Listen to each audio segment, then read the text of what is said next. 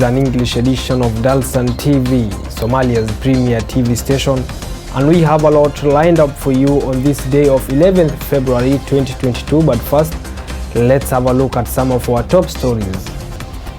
Somaliland agrees to ceasefire after 5 days of fighting in disputed territory.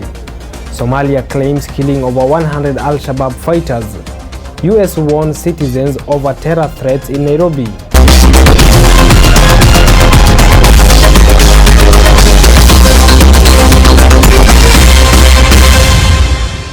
Thank you so much for joining us once again. My name is Abdulrazak Ali. Now, Somalia has claimed to have killed 117 Al-Shabaab fighters in security operations in central Somalia. In a statement, the Somali National Army Infantry Commander, General Bihi, said the operations were jointly conducted by the Somali military backed by Galgaduud forces. Somali military have claimed to have killed 117 Al-Shabaab fighters in security operations in central Somalia.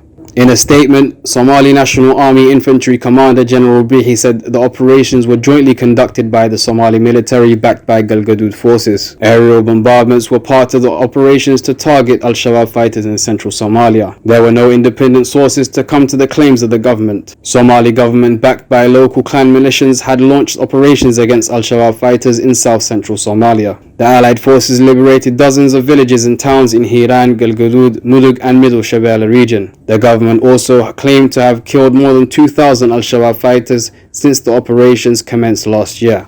The breakaway region of Somalia has declared a unilateral ceasefire following a 5 days long fight with locals in Las Anod town of Sol region in northern Somalia. The fighting, which broke out early this week after Somaliland forces stormed the town, reportedly claimed the lives of over 100 people, including civilians.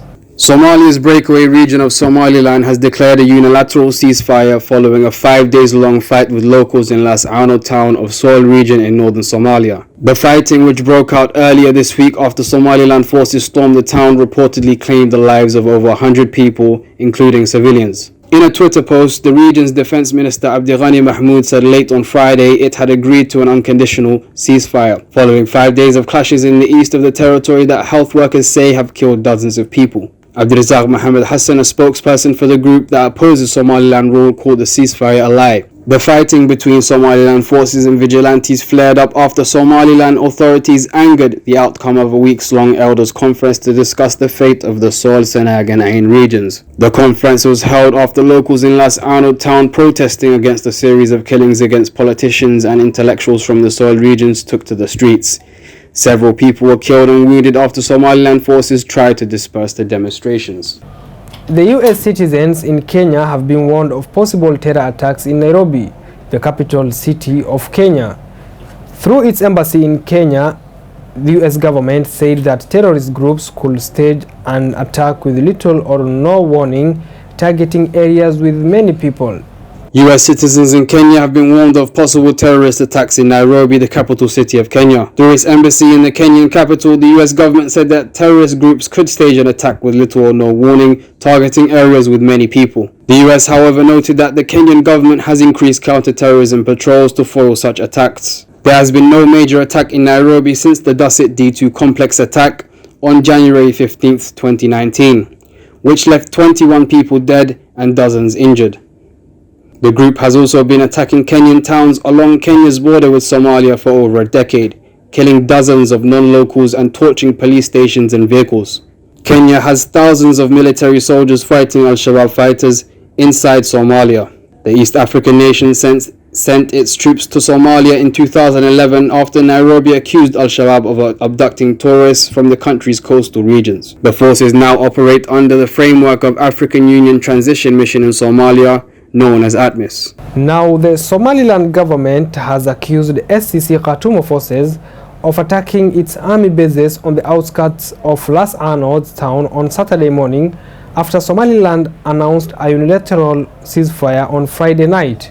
Somaliland's Ministry of Internal Affairs said in a statement on Saturday that its forces defended themselves in their camps.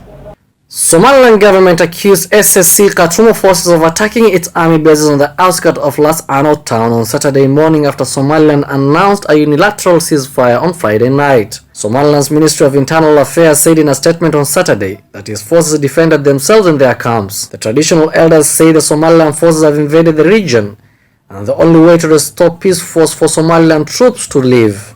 The Somaliland government is using the ceasefire as an excuse to launch new attacks, according to Abdirazak Mohammed Hassan, the spokesperson for the 33-member committee that coordinates Las Anod meeting. The administration of Somalia's breakaway region of Somaliland said it had agreed to an unconditional ceasefire on Friday.